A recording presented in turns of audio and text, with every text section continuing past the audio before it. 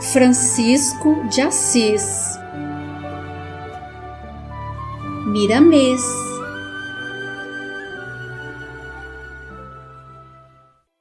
Capítulo 12. Começa a luta.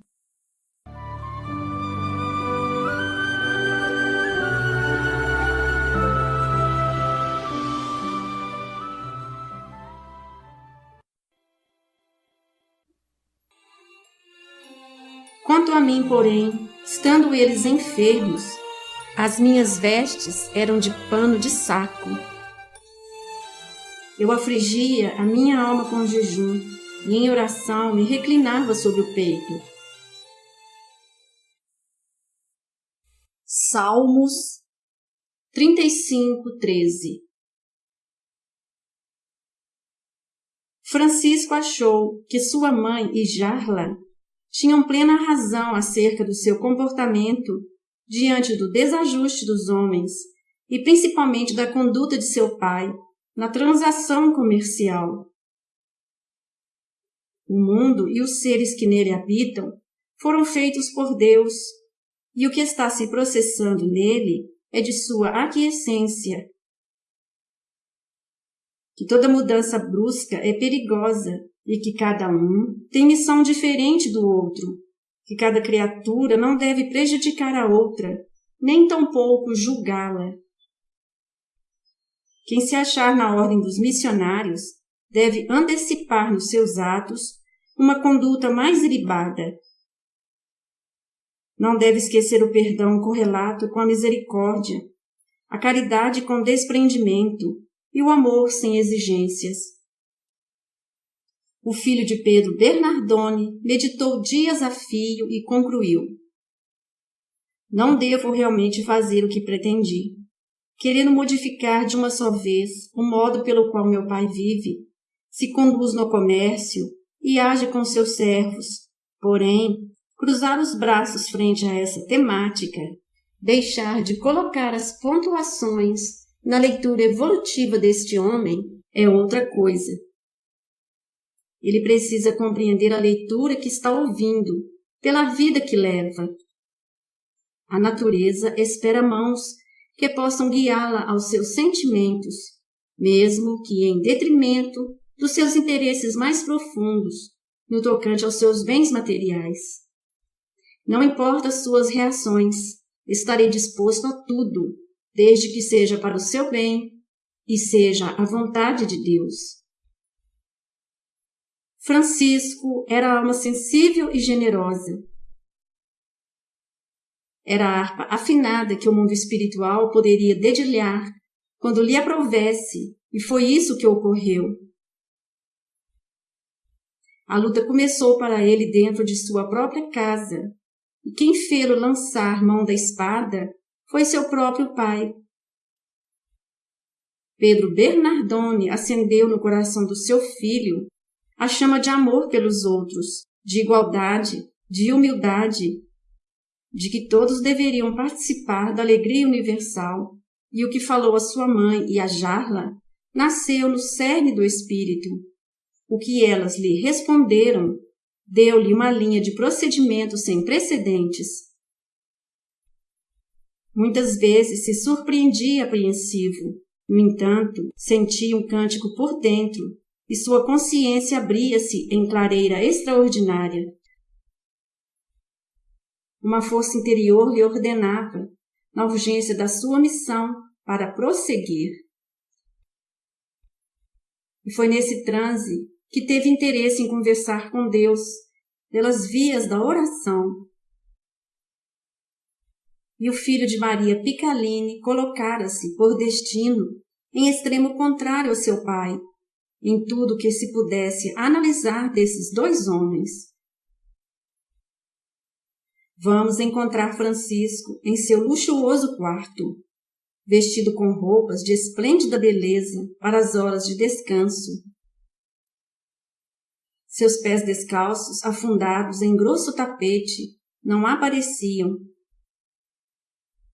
Sentindo-se desajustado naquele ambiente, não conseguia naquela noite conciliar o sono na necessidade de descanso ainda que desfrutando do conforto habitual e com a cabeça despreocupada no tocante às coisas materiais.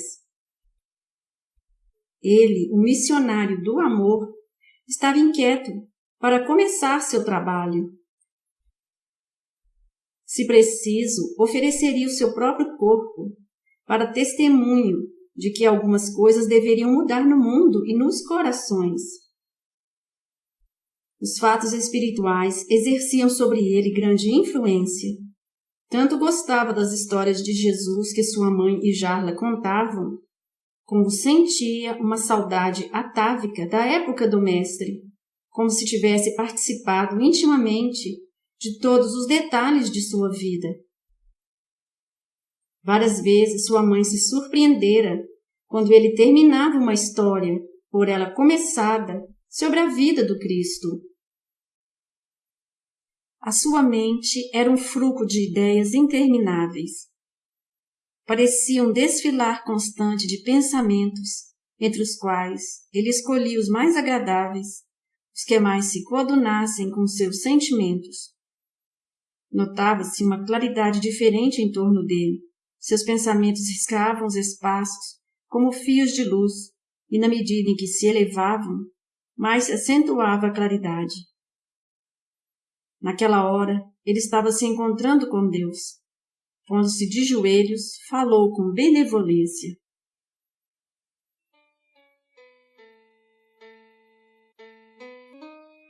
Pai Celestial, sinto que nasci para alguma coisa nesta terra abençoada. Sou como ave solitária que o cansaço fez descer nesta região.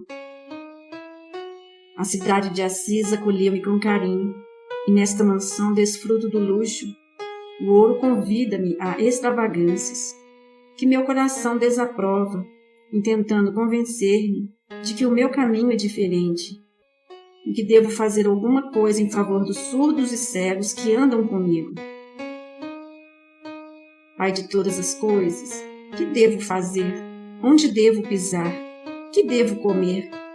Qual deve ser a minha maior preocupação? Alivia, meu Deus, esta guerra que eclodiu na minha frágil mente. Eu quero a paz. Força poderosa do universo, rogo que me compreendas. Ao ver a injustiça, sinto-me impulsionado para a defesa. Ao ver a violência, principalmente contra os indefesos, desejo posicionar-me em seu favor. Ante a mentira, sinto que se aviva em mim a chama da verdade, ainda que seu preço seja elevado para mim.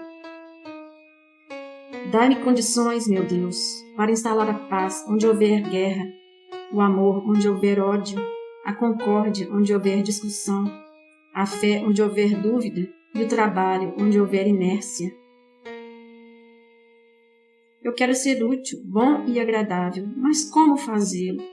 Traça, meu Pai, em meu coração o teu programa, que eu seguirei fielmente. E permita que eu seja instrumento fiel em tuas sagradas mãos. Deste-me uma mãe admirável, colocaste em meu caminho um sol na pessoa de Jarla. Vem como muitos companheiros afáveis, devo-te muito por isso. Ainda que me falhem os recursos para agradecer-te, quero, Senhor, que decidas a minha vida, que sinto palpitante dentro do peito. Rogo-te os favores dos deuses menores, para que possam guiar-me nos roteiros da terra e me ajudarem a decidir nas encruzilhadas das provações. Permita-me, Senhor, que eu fale igualmente com Jesus, o teu Filho incomparável, aquele mestre que não posso esquecer, desde os primeiros entendimentos, quando minha mãe contava-me suas histórias e a fascinação pelos seus conceitos me esmagava. Escuta-me, Cristo. Sou um frágil barco no Mediterrâneo em tempos de tempestade, e as ondas levam-me a seu sabor. E um impulso para ti me arrebata. Que queres que eu faça? Estou prestes a cair nas águas perigosas sem ter a habilidade do nadador. Estou ansioso por uma mão, qual a que destes a Pedro no mar da Galileia, socorrendo-o ao lhe faltar a fé.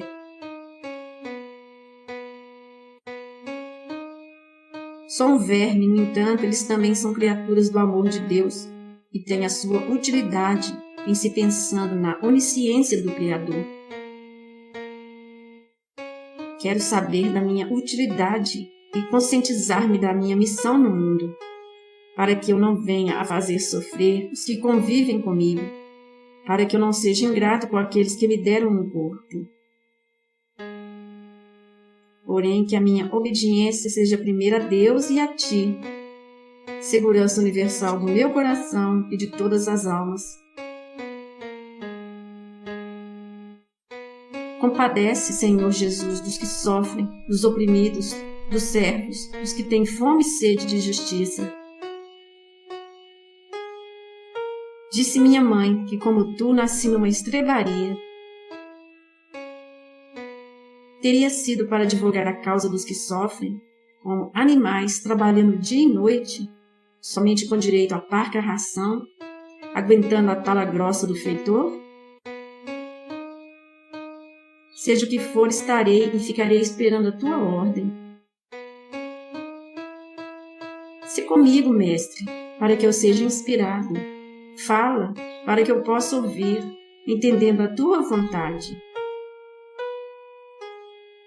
Toma minhas mãos nas tuas, mostrando-me os campos de trabalho onde devo acionar os instrumentos de plantio.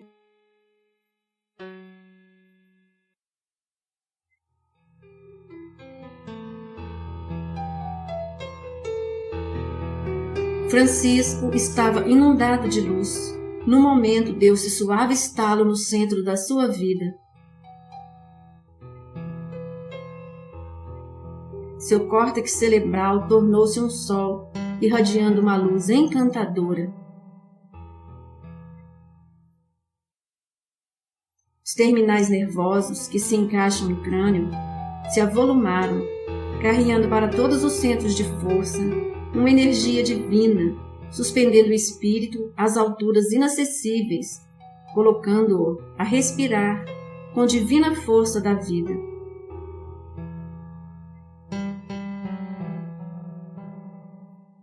Seu peito parecia uma constelação, onde as estrelas brincavam de esconder e ressurgir.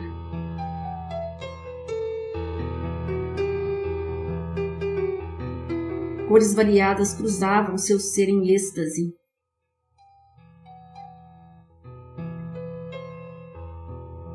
O coração do rapaz absorvia as claridades, sem que a escrita pudesse explicar, sem que o verbo encontrasse recursos para reproduzir.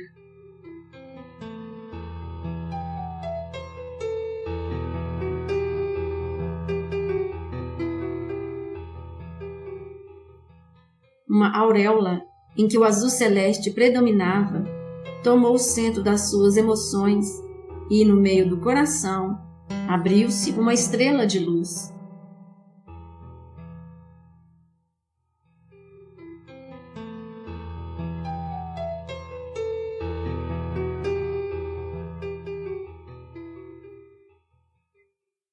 Naquela via interna de Francisco, sem que ele percebesse, andava um mancebo iluminado, que poderíamos traduzir como sendo um sol dentro de outro sol. Porém, aquelas imagens passavam pelos centros da vida, tomando dimensões favoráveis, recebendo certa consistência no coronário. Eram ampliadas suas glândulas pineal e pituitária, encaixando-se na retina, deixando Francisco contemplar perfeitamente o que se passava dentro de si. O fenômeno divino, pela vontade de Deus, pela presença do Cristo em seu íntimo, era Jesus andando no mundo do seu coração, falando aos ouvidos da alma e acompanhando as suas palavras, as imagens correspondentes. Quem visse seu corpo naquela hora, mal distinguiria, pela profusão de luzes que o cercava, provindas de fora e nascidas de dentro. Era o encontro do mestre com o discípulo. O jovem escutava com serenidade dentro de si. Francisco, temer é cortar a comunicação com quem quer te ajudar. Duvidar é fazer crescer dentro de si os obstáculos. Sentir-se ofendido pela incompreensão dos outros é sinal que não aprendestes a perdoar. Julgar os erros dos outros somente por julgar é atestado de que o amor não se fez presente no teu coração. Eu sou aquele que haveria de voltar, e volto quantas vezes forem necessárias aos corações dos homens de boa vontade, desde quando abram as portas para que eu possa me fazer presente e dizer novamente: a paz seja convosco. Seja dócil, meu filho, aos teus irmãos. Ajuda-os sem os violentar e compreende sem exagero que o trabalho é demorado. Quantos milênios gastaste para principiar a sentir o bem, alimento do espírito? A ignorância pressionada torna-se prepotência desenfreada, e a falta maior será de quem se fez mestre, sem tolerância para ensinar. Eu ainda continuo crucificado no mundo. Tira-me da cruz. O prazer dos homens é me ver sofrendo. Já é tempo da mudança, e o começo é teu. Faze-te instrumento dessa paz no seio dos homens.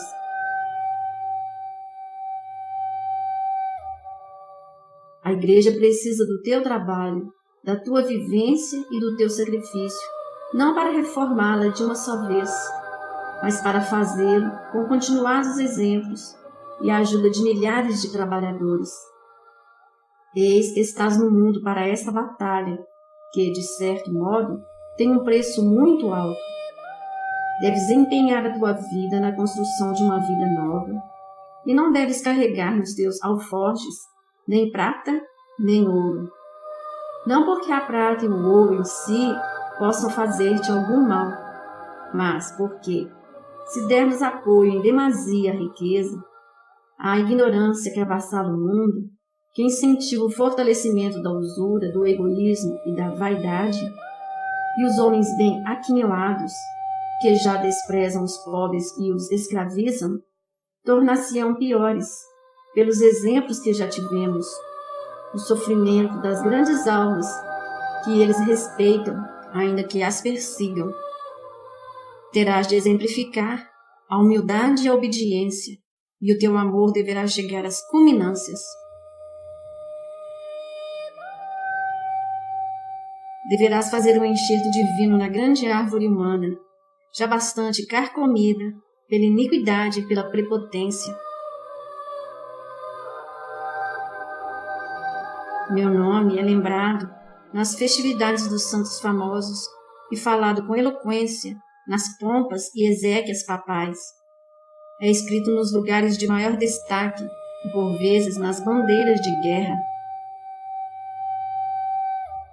O teu labor será diferente, e mesmo que encontres dificuldades, deves mostrar os conceitos doutrinários do cristianismo, em toda a pureza de seu surgimento e em todo o fulgor da sua essência, sem preocupar-te exageradamente com quem está ouvindo, seguindo e vivendo.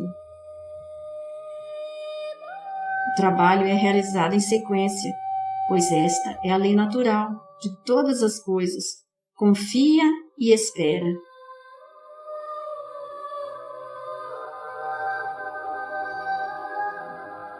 Tem como dogma a fé, como espada o amor, e como clima a caridade, como alegria a servidão, como casa o império terreno, e como escola a natureza, como alimento também a palavra de Deus, como luz também o entendimento, e a tua guerra será estabelecer a paz.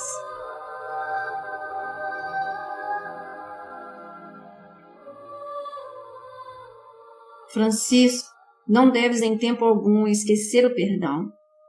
Não deves temer as ingratidões, a pobreza, nem tampouco a dor, pois esses meios são forças de Deus para desatar a luz nos corações dos meus discípulos. Aceita a humanidade como ela é, cooperando com ela em algumas mudanças. Faze de qual o sol e a chuva, que não procuram saber a quem estão favorecendo, no vasto campo de benefícios. Recebe todo o rebanho da terra como irmãos, pois são todos filhos de Deus, com os mesmos direitos de viver e de trabalhar em busca da felicidade. Os desígnios de Deus devem ser respeitados por todos. Ama a Deus sobre todas as coisas e ao próximo como a ti mesmo. Mas o respeito aos teus pais da terra não deve ser esquecido. Podes fazer muito se interpretares fielmente o chamado de Deus. Estarei ao teu lado se abrires o teu coração para que eu possa falar claramente. Até breve.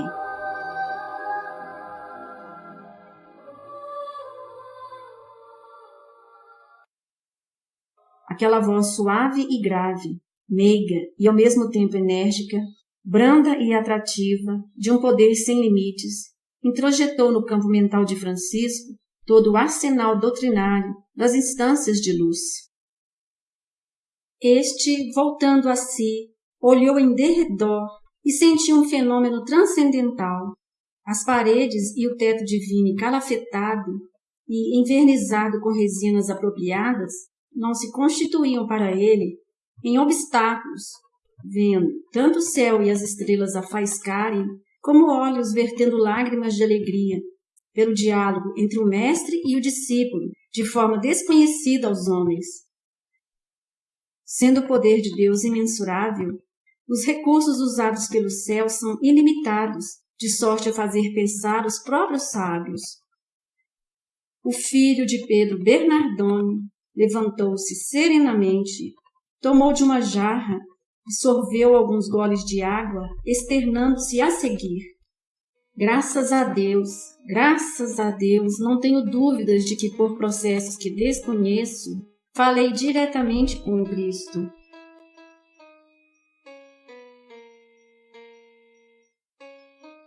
Compreendi que tenho uma missão a desempenhar junto aos homens, meus irmãos, e sei que Deus me guiará nos caminhos tortuosos, assinalando meu coração com a bandeira da vitória.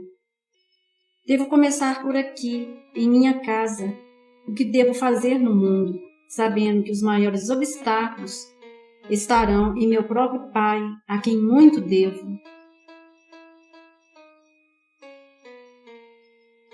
Como ofertar-lhe gratidão sem ofendê-lo? Como abençoar seu empenho em meu favor, colocando-me em posição contrária? Todavia, para quem tem fé e confiança na suprema justiça, o impossível torna-se viável e eu vencerei por amor à justiça, vivendo para o amor.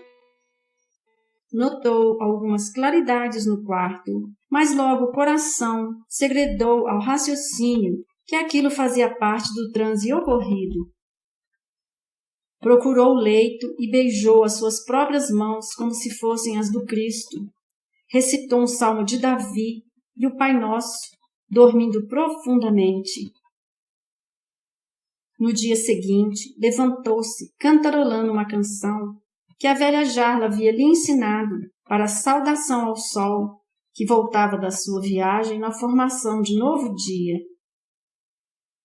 Procurou a mãe e a velha grega, abraçando-as com carinho e amor, trazendo estampadas em sua fisionomia pureza lirial e alegria contagiante. As duas mulheres, espantadas, notaram em Francisco algo de divino e estranho. Interpelaram-no, procurando saber o que se passava em seu coração. O rapaz desconversou com palavras fáceis que a filosofia de Jarla lhe ensinara.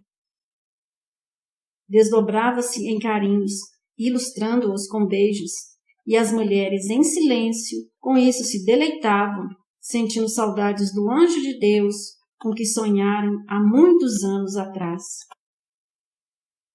No mesmo estado de espírito, foi diretamente para a casa do comércio de seu pai, passando a ver os empregados como verdadeiros donos do negócio e vendo nos seus filhos direito de participação do mesmo conforto e da mesma oportunidade dos filhos dos patrões. Visitou todo o estabelecimento e deparou com velhos trabalhando sob pressão do gestor, alguns doentes e mal alimentados, sem o mínimo de conforto para suas necessidades, e não raro rolavam lágrimas dos olhos dos anciãos, marcando algumas histórias que ninguém tivera tempo de ouvir.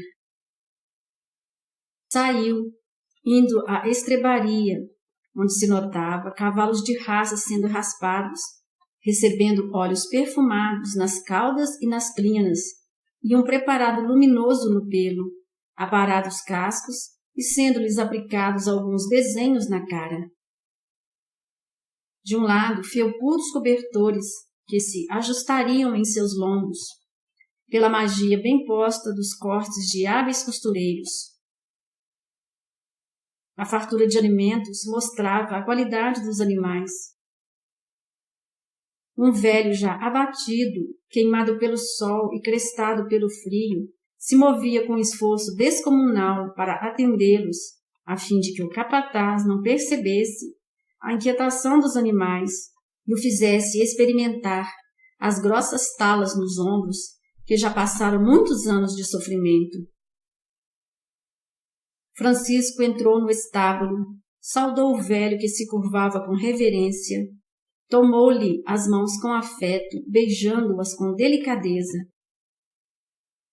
Este, assustado, com medo de que alguém o estivesse observando, esforçou-se para se livrar do rapaz, o que Francisco não permitiu, segurando com firmeza o seu esquelético braço e, fazendo-o assentar-se no monte de alfafa, falou brandamente: "Como te chamas, meu velho?" A voz embargada do ancião impediu a fala de sair. Fez pequeno esforço e começou a dizer: "Meu jovem senhor, Deus te abençoe. O meu nome é Basílio e tenho 75 anos. Sou foragido de Roma, onde meus pais foram decapitados em praça pública. Tinha eu 15 anos quando assisti a esse drama, que nunca mais esqueci. Vi com esses olhos as cabeças dos meus pais tombarem e tive a oportunidade de sentir seus últimos olhares para mim, e eu gritava, sem que o socorro chegasse. Horas depois, estava no mercado de escravos, onde logo fui vendido a um rico camponês, para o qual trabalhei sem descanso." Francisco, ouvindo o velho, de vez em quando passava as mãos macias nos seus cabelos cor de neve, dizendo: "Continua, vovô. Conta teu caso, que estou me sentindo muito bem em ouvir-te." "Prossiga. Nada acontecerá contigo, pois estou aqui para defender-te, caso surja o capataz." E o velho, com os olhos em agonia, chorando qual criança desesperada em busca dos pais, contou sobressaltado: "A vida para mim tem sido dura demais, meu filho. Quando fui vendido para o camponês, senti o coração amargurado, sem compreender o meu próprio destino. Por vezes a esperança invadia meu ser, e sem que eu soubesse porquê, certa serenidade bafejava o meu coração, de maneira a ficar semanas e mais semanas sem contestar com revolta os acontecimentos. Foram nesses momentos que me levaram a acreditar em Deus, a quem hoje eu tanto amo. Parece terem caído sobre mim todos os males, e que todos os pecados dos homens vieram ao meu encontro, fazendo com que meu corpo fosse flagelado. Que Deus abençoe as minhas provas, e sejam elas em favor de alguma coisa." E o velho servo deu um sorriso meio melancólico, como luz que escapa através de minúsculo prisma da alma, falando compassadamente: "Menino Francisco, és para mim um anjo que se esconde nessas vestes de luxo. As suas roupas são reluzentes, mas a alma é muito mais. Desde quando pegastes em minhas mãos, senti renovar-se a vida em mim, e tive o mesmo consolo que sinto de quando em vez, porém muito mais acentuado, mais divino, parecendo que o meu coração se abriu e que dele sai algo que eu fazia sofrer, fazendo-me sentir um alívio inexplicável. Como negar a existência dos deuses, meu filho? Como negar uma força poderosa de justiça e de amor que regula todas as vidas e todas as coisas? E apontando com o dedo que os anos entortaram, mostrou a Francisco. Essa estrebaria, este mundo em que vivo há muitos anos como servo dos próprios animais, foi e é para mim uma escola valiosa que me ensinou a silenciar e entender quem não pode falar. É o meu verdadeiro lar e, em muitos casos, tenho nos animais companheiros afáveis. Somente eles conhecem, por incrível que pareça, as necessidades de carinho que tenho. Lambem as minhas mãos com ternura e muitas vezes passam a cabeça em meu peito, fazendo-me lembrar de minha mãe. Quando durmo, sou vigiado por eles, que dão sinal de qualquer perigo. Isso me conforta e consola. Não é Deus quem está me ajudando e desta forma me mostrando que Ele existe para todos os seres? Não é para um velho doente e cansado, oprimido e esgotado como eu, um sinal de que devo ter esperança e fé em uma inteligência maior? Há 60 anos que sirvo a senhores que, se fossem iguais a esses animais, ele estaria no céu. O melhor de todos eles é o teu pai. As marcas do meu corpo demonstram o que já passei. Eis o meu drama. Com licença, filhinho.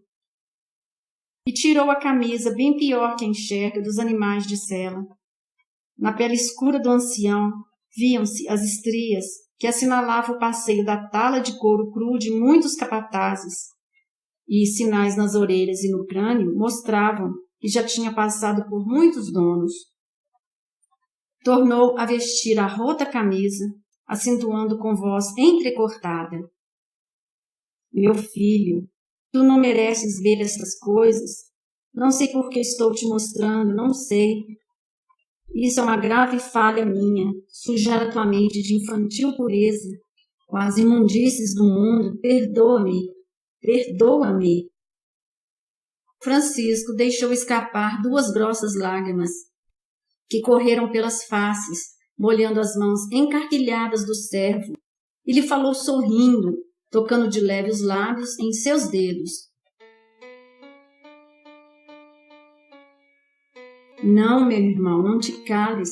Fala, mas fala tudo, que terei muito prazer em ouvir-te.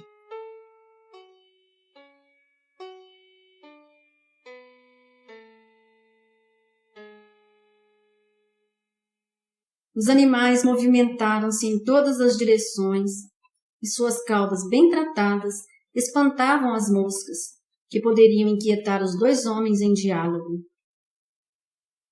O velho nunca tivera emoção igual e pensava, recostado no monte de feno amarelado: como Deus é bom, um senhor como esse descer tanto para ouvir um resto de homem como eu.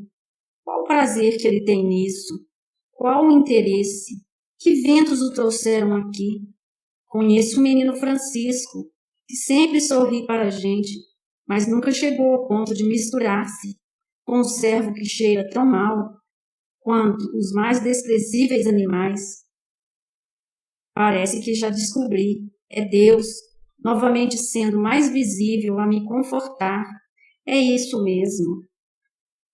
E tornou a chorar, e os segundos de silêncio trouxeram ao servo inspiração para continuar a conversa. Falou mais desembaraçado: meu filho, o castigo que me apavorou mais foi o que o penúltimo senhor mandou fazer comigo. O velho Basílio, engasgado de emoção, após pequena pausa, continuou: havia na rica propriedade uma serva por quem eu nutria grande afeto, que fora obrigada pela força, transformada em amante do feroz capataz.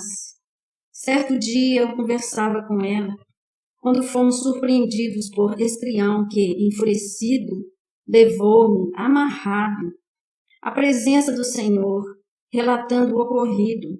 porém, torcendo a verdade e fazendo acusações falsas. O Senhor, que estava saindo de viagem, subindo na luxuosa carruagem, falou apressadamente: Não tenho tempo agora para tratar dessas ninharias. Faze com ele o que te aprouver. O ancião fez nova pausa e disse: Não sei se devo prosseguir. És muito jovem e não vejo por que preocupar-te com fatos tão brutais. Francisco, passando carinhosamente as mãos nos cabelos do velho, respondeu com calma: Não tem importância que eu ouça, vovô. Fale, será bom para nós dois.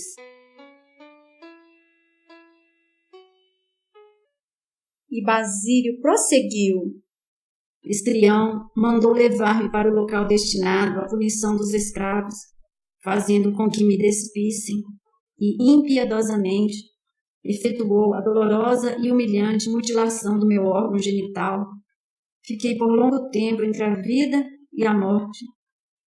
Somente a misericórdia de Deus e as intenções de um bondoso velho, conhecedor de raízes e ervas curativas, evitaram que eu morresse. Agora, se me permites, menino Francisco, vou parar. Acho que já chega. Sinto que sofres comigo e não desejo que isso aconteça. Vai, meu filho, vai embora, pois pode ser pior para nós. Que Deus te abençoe, que a nossa Mãe Santíssima te tenha para sempre em seu coração e que Jesus Cristo seja o teu guia. Francisco estremeceu quando ouviu falar em Cristo e de sua mãe, daquele modo tão simples, mas tão sincero. Um bem-estar indizível dominou todo o seu ser.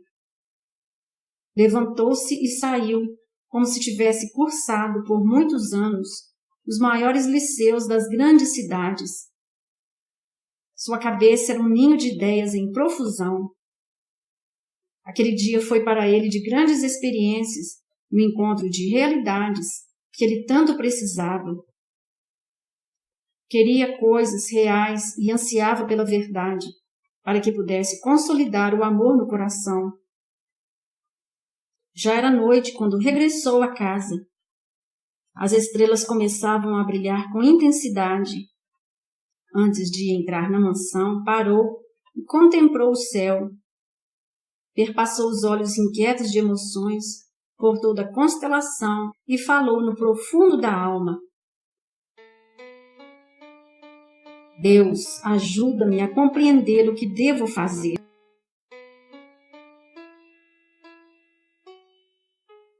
Foi diretamente aos seus aposentos, deixou-se cair nos macios pêlegos que atapetavam o chão e viajou nos braços de Morfeu para regiões resplandecentes. Fim do capítulo. O Senhor te abençoe e te guarde, mostra-te o seu rosto e tenha misericórdia de ti, volte para ti o seu olhar e lhe conceda a paz.